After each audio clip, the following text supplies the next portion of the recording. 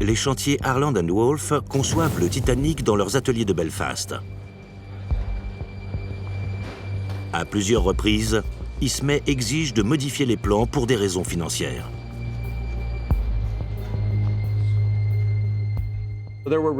Il y a eu des économies sur l'épaisseur de l'acier, sur le nombre de canaux de sauvetage et sur d'autres aspects de la construction.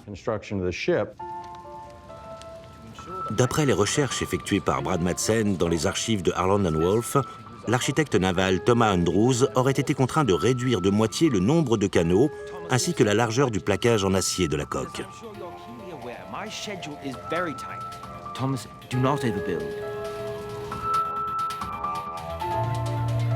La sonnette d'alarme est tirée une première fois, en septembre 1911, lorsque l'Olympique percute dans la Manche un bateau de la Marine royale britannique, le HMS Hawke. Les photographies prises après la collision montrent une énorme fissure dans la coque du navire.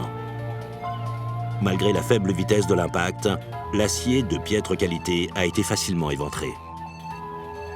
Les dégâts provoqués auraient dû alerter le directeur de la White Star, comme l'explique l'expert en métallurgie Martin Strongwood.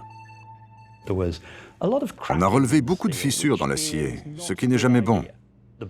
La proue du HMS Hawke a suffi à percer la coque de l'Olympique.